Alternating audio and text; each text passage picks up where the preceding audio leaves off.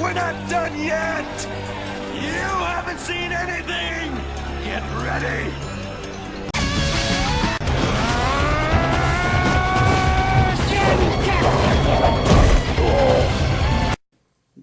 What's good, people? It's your boy Kung Fu d.wulf coming at you with a reaction and review of Chapter 814, Let's Go See Master Nekomamushi, One Piece.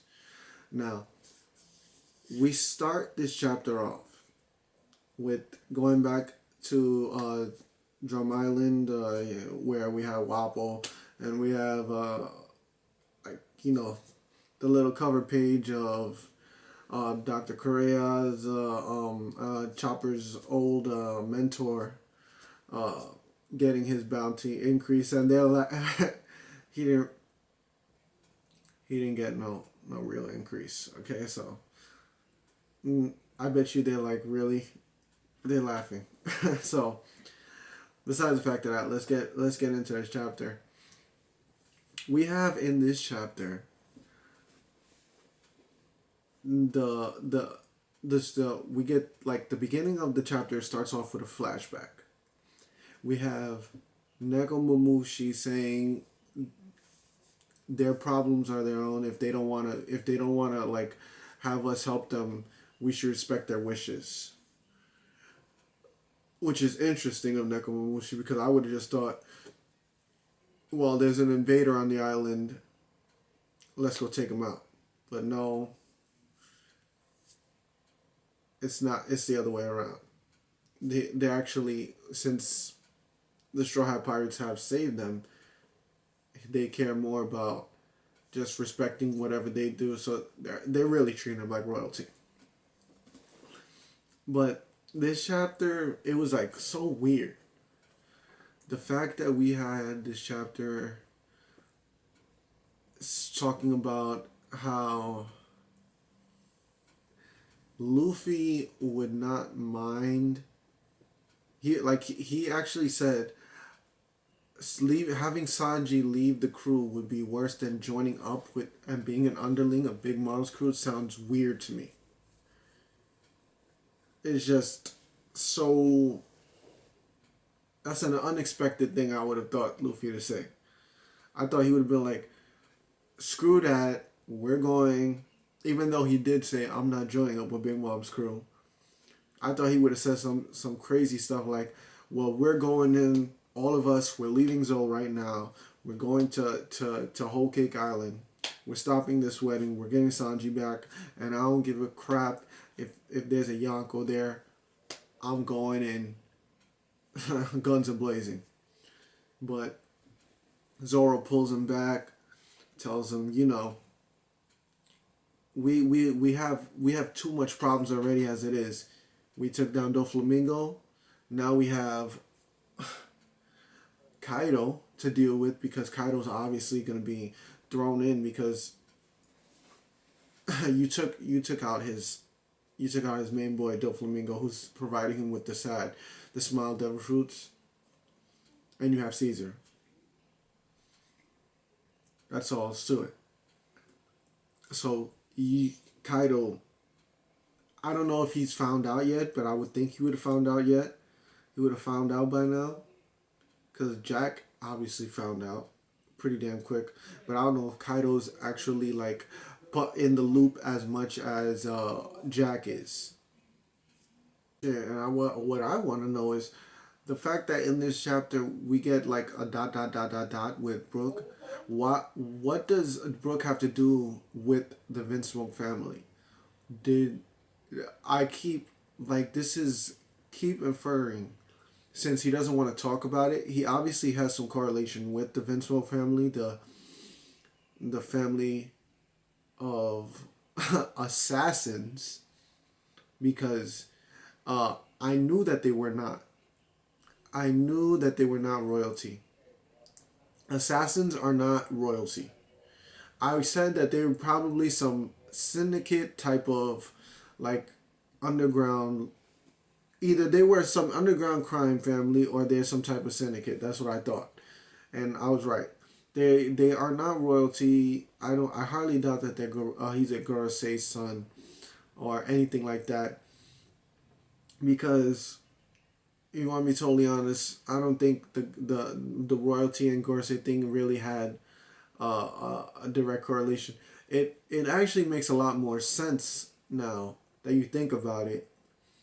That basically this reminds me of Killua from Hunter x Hunter, uh, the family of assassins. They are the family of assassins in Killua Hunter x Hunter. Killua's family, the Zoldycks, is extremely well informed. And so when he said when he was younger that he read about devil fruits, there's only two things that could have happened. Either you're a prince or a I don't even think a prince would have this type of information. Either you're a Gorosei or you're some type of underground like organization assassin type thing, because it would be very, very beneficial to an assassin's group or underground group to have them have information about their targets, because you have if you have information like devil fruit abilities and which devil fruits they want, like Sanji's main goal was one of his main goals was to get the invisible fruit that I don't remember, it was the thriller bark guy. I can't even remember his name, but the one that already got the invisible fruit. That fruit, besides the fact that he could use it for his pervy ways, it would be extremely beneficial to have that fruit if you're an assassin. Just think about it. You have a fruit that can make you invisible whenever you want, and you're an assassin. It's like the perfect fruit for an assassin. It's just plain old is. And then we have, and going back to the Brook thing, I think that the pirate crew or whoever messed with Brook's crew, the Rumbar Pirates, probably were the Vinsmokes. Either that or they had, in the beginning of their journey, they had like a confrontation with them. Now, if we're going to the latter, that in the beginning of their journey they had a confrontation with them, then that would mean that the Vinsmokes, either they're not that powerful or they let them go for some reason. Now, if they got to the latter, which is saying that, oh yeah, they basically took out the Rumbar Pirates, it would be that basically the Vinsmokes are extremely powerful. Obviously, they're extremely powerful, but it would put more evidence towards them being extremely powerful, even back in those times. Because they're obviously a long-lived assassin group. And they have to have direct, like, ties with the world government. So I would think that these guys are basically like the exact parallel to the Zoldycks in Hunter x Hunter, where you want someone dead, you call these guys, because these are the main dudes that you want to go after. You want them to take them out. They're going to get the job done. So that's basically what I think about that. I really was when the thing is with One Piece is that you got to see it like this. Sometimes Oda will run with everything that, if like fans predict things way before it is like put out there, usually Oda will change it up and make it a totally different thing. It'll always usually be something that the fans didn't predict, because really no one really predicted an assassins group. I thought I was leaning more towards it was like an underworld syndicate type group, like the one towards Doflamingo's side. But even there, I was like, it could just be some crime group, some syndicate. Who knows? But the assassin thing really fits in with Sanji. And his fighting style, like, it would fit in with Sanji a lot. And in this chapter, we have Zoro saying, the Yonko Kaido, just like Jack, the man who destroyed this country, Kaido and his goons are no longer some far-off threat. It's just a matter of time until they chase us down and demand payback in cold blood. So basically, Zoro's like, well, Sanji can take care of himself, so we have to focus on Kaido. And he even reminds us that Kinemon has a direct tie to Kaido. There's something to do with Kaido. So obviously,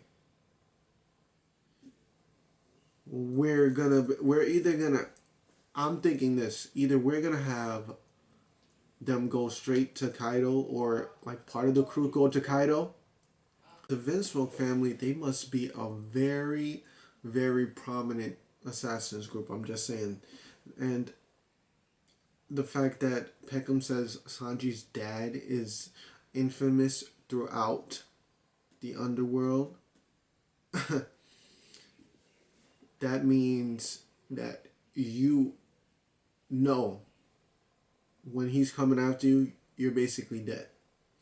So and the fact that Big Mom wants her family to be directly tied to the Vinsmoke family means that obviously she wants these guys on her team, because these guys are strong as hell.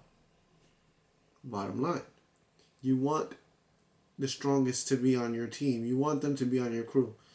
You want, I don't know if Sanji's family obviously is not up there on the same level as Big Mom, because come on, it's one of the Yonko. I don't see Sanji's dad, even though he's probably pretty damn strong, being able to go toe to toe with Big Mom. And if it is true that Sanji's dad could go toe to toe to Big Mom, that means that we have characters that are Yonko level that are just going to be dropping out the woodwork in the future of One Piece. It's just plain old that way. Because if you have the only people I could say that probably are Yonko level are obviously Big Mom, Kaido, and Shanks. Blackbeard, I don't know how, he's obviously a Yonko, but I don't really know how he would put up with the more experienced Yonkos. And then we have Dragon and the leaders of the world government. I would say that the leaders of the world government, probably towards the Gorosei and like Kong and like people like that, are really old. They're probably closer to Yonko status. And Dragon, it's probably pretty damn apparent that he would probably be a Yonko status, because I'm just saying he's Dragon. Bottom line, Dragon, you have to be pretty damn strong to command a group that's opposing the world government, because no other Yonko is really directly opposing the world government. Point blank done. So we can assume with almost, I would say, 90% probability rate that a Dragon is at least Yonko level. And that's basically the whole chapter. The whole, oh yeah, and this chapter got so weird with making Neko Momoshi like a weird ass cat, like playing with shit and jumping around, catnip, all this bullshit. Like, why are you gonna make like, I can understand Oda, he wants to make shit funny, but there's only so far you want to go with making somebody funny.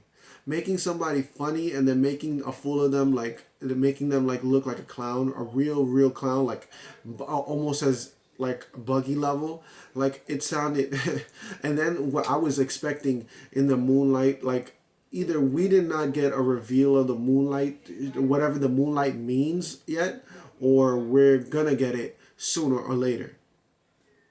Because the moonlight has to have a direct correlation to the minks, though, dark minks, whatever the hell they are. So I'm done with this One Piece review. I definitely think this was a damn good chapter because at least we got to know what the hell Sanji's what the hell Sanji's family is dealing with. We know that they're not royalty. We know that they're not probably Gorosei. We know he's definitely not a celestial dragon like everybody thought. So it's, and we know he's not some type of mafia, but he's definitely underworld. He's directly correlated with underworld, and it definitely points to that. If you can get basically hints to it being some type of underworld type syndicate. So it's your boy Kung Fu d.wulf. Like, comment, subscribe.